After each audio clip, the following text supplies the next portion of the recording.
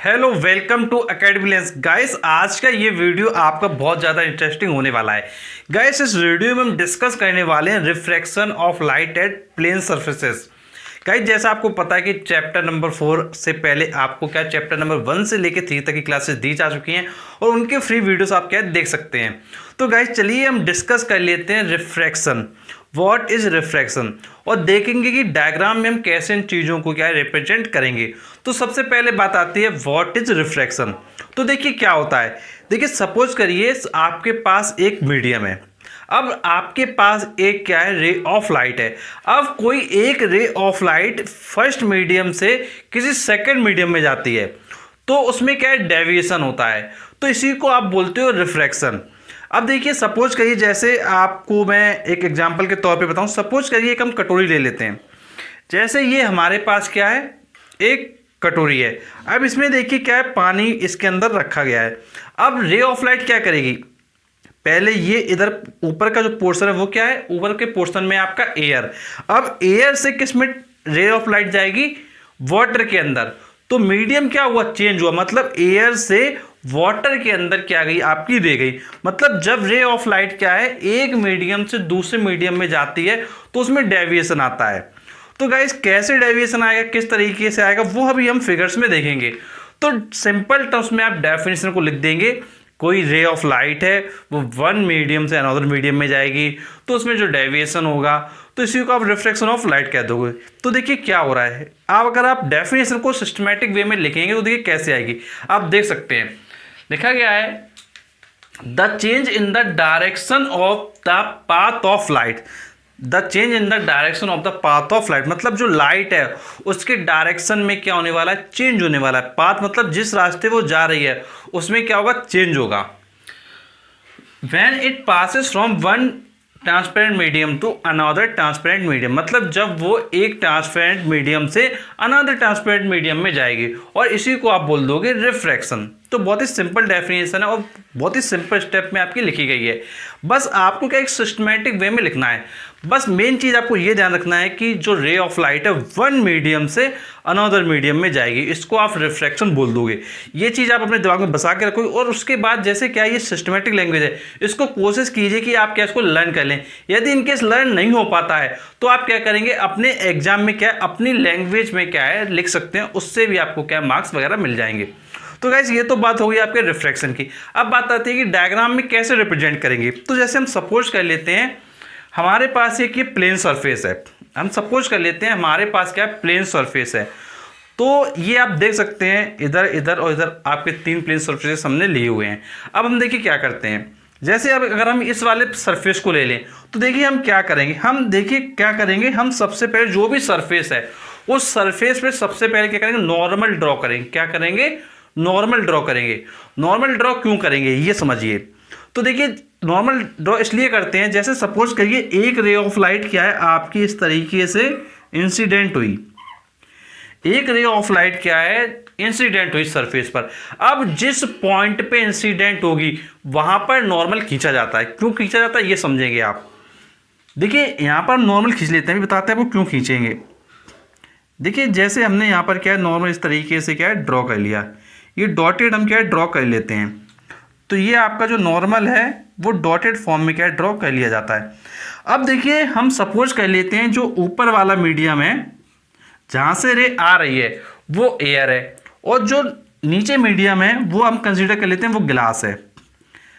अब इसके जो मॉलिक्यूल है वो क्या है, ग्लास के कंपेरिजन में दूर दूर होते हैं। तो इसको आप बोलेंगे रेयरर मीडियम, रेयरर मीडियम। और इसको आप बोलोगे डेंसर मीडियम। तो ये तो आपको बात समझ में आएगी भाई, एक ऊपर वाला रेयरर मीडियम है और जो नीचे वाला वो क्या है, डेंसर मीडियम है। अब देखिए ध्यान रखने की बात यह है कि जब ray of light rarer medium से डेंसर में जाती है, क्या बोल रहा हूं, रेयर से डेंसर में जाती है। जब रेयर से डेंसर में रे ऑफ लाइट जाती है तो फिर ये जो आपकी रे ऑफ लाइट है वो नॉर्मल के टुवर्ड्स क्या है, बेंट हो जाती है। नॉर्मल क्या है, ये है आपका नॉर्मल, क्या है आपका ये है। तो देखिए थोड़ा हम इसको इरेज करते हैं और ग्लास को थोड़ा इस साइड लिखते हैं। तो जैसे हम इधर ग्लास लिख लेते हैं और इधर लिख लेते हैं डेंसर। अब देखिए एक्चुअल में जो रे ऑफ लाइट है वो कैसी जानी चाहिए थी, यदि सेम मीडियम होता तो रे ऑफ लाइट क्या है, इस तरीके से सीधी निकल जाती। बट यहाँ पर हो क्या रहा है कि मीडियम क्या चेंज हो गया। जब मीडियम चेंज हो गया और रेयर से डेंसर में जा रही है तो रे ऑफ लाइट क्या है, नॉर्मल के टुवर्ड्स बेंड हो जाएगी। तो नॉर्मल किधर है, इधर नॉर्मल है, ये आपका नॉर्मल है। और अगर ये आपका नॉर्मल है तो नॉर्मल के टुवर्ड्स इसको क्या करना है, बेंड करना। तो ये नॉर्मल टुवर्ड्स हमने इसको क्या कर दिया, बेंड कर दिया। तो रे ऑफ लाइट का जो पाथ है वो ये हो जाएगा। तो आप देख सकते हैं कि डायग्राम आपको इस तरीके से बनाना है। बहुत ही सिंपल स्टेप में मैंने आपको बताया, बस ध्यान रखना है एक मीडियम से दूसरे मीडियम में रे ऑफ लाइट जाएगी। तो आप यहाँ देख सकते हैं रेयर मीडियम ऊपर लिया है, डेंसर नीचे लिया है। जब रेयर से डेंसर में जाएगी तो नॉर्मल के टुवर्ड्स हो जाएगी, और जब डेंसर से रेयर में जाएगी तो नॉर्मल से क्या अवे हो जाएगा। बस इतना चीज़ आपको ध्यान रखना है।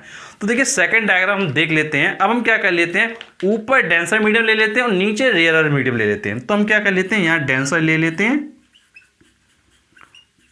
और यहाँ आपका क्या रेयर मीडियम ले लेते हैं। अब हम क्या करेंगे, रे ऑफ लाइट पहले इंसिडेंट कराएंगे। तो जैसे ये रे ऑफ लाइट आपकी क्या इंसिडेंट की गई, अब आप क्या करेंगे, जिस पॉइंट पे इंसिडेंट हुई सरफेस पर वहाँ पे हम नॉर्मल बनाएंगे। तो इस पॉइंट पे इंसिडेंट हुई तो यहाँ पर हम क्या करेंगे, एक नॉर्मल डॉटेड फॉर्म में क्या है ड्रॉ करेंगे। तो ये आपका देखिए नॉर्मल क्या है ड्रॉ हो रहा है। अब ये नॉर्मल आपका ड्रॉ हो रहा है। अगर इसमें क्या होता, अगर मीडियम सेम होता दोनों जगह, जैसे हमने ऊपर क्या लिया है, ग्लास लिया है और नीचे क्या लिया है, एयर लिया है, अगर दोनों तरफ सेम मीडियम होता तो रे ऑफ लाइट क्या है अपने पाथ पर जैसे आ रही थी वैसे क्या है चली जाती। लेकिन यहाँ पर क्या है, मीडियम चेंज हो गया है। तो फिर क्या होगा, देखिए डेंसर से रेयर में जा रही है तो ये रे ऑफ लाइट है वो आपकी नॉर्मल से क्या हो जाएगी, अवे हो जाएगी। नॉर्मल से थोड़ा दूर जाना है। अब देखिए नॉर्मल क्या है, ये है आपकी लाइन नॉर्मल।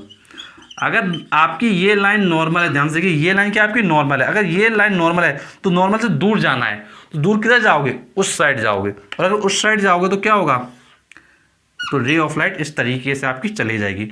मतलब ओवरऑल बात यह है कि जो उसका एक्चुअल पाथ होना चाहिए था उससे अगर आप इधर कर दोगे तो अवे हो जाएगा, और इसके इधर कर दोगे तो क्या है, इसके टुवर्ड्स हो जाएगा। तो ये चीज़ आपको बहुत अच्छे से ध्यान रखनी है। तो ये आपके दो डायग्राम हो गए। डायग्राम फर्स्ट हो गया इधर आपका, और ये आपका डायग्राम नंबर 2 हो गया। अब देखिए तीसरी कंडीशन देखिए क्या हो सकती है और क्या पॉसिबल कंडीशन हो सकती है वो समझिए। जैसे ये हमारे पास एक सरफेस है। अब देखिए रे ऑफ लाइट क्या कर सकता है, रे ऑफ लाइट इसके परपेंडिकुलर भी क्या है जा सकता है सरफेस की। अगर रे ऑफ लाइट सरफेस के परपेंडिकुलर जा रहा है तो देखिए अब आप इस पॉइंट पर नॉर्मल बनाओगे। अगर इस पॉइंट पर आप नॉर्मल बनाओगे तो नॉर्मल भी क्या है इसी लाइन के ऊपर ही जाएगा। जब रे ऑफ लाइट सरफेस के परपेंडिकुलर होगा तो देखिए परपेंडिकुलर होने के कारण ये जो रे ऑफ लाइट है ये पाथ को डेविएट किए बिना सीधा क्या है अपना निकल जाएगा। और अगर ये सीधा निकल जाएगा तो जैसा रे आया था वैसा क्या है निकल जाएगा। बस ये ध्यान रखना, ये क्या कंडीशन है, जब ये रे ऑफ लाइट क्या है नॉर्मल फॉल कर रही है, मतलब नॉर्मल इंसिडेंस हो रहा है। ये चीज़ बस आपको ध्यान रखना है।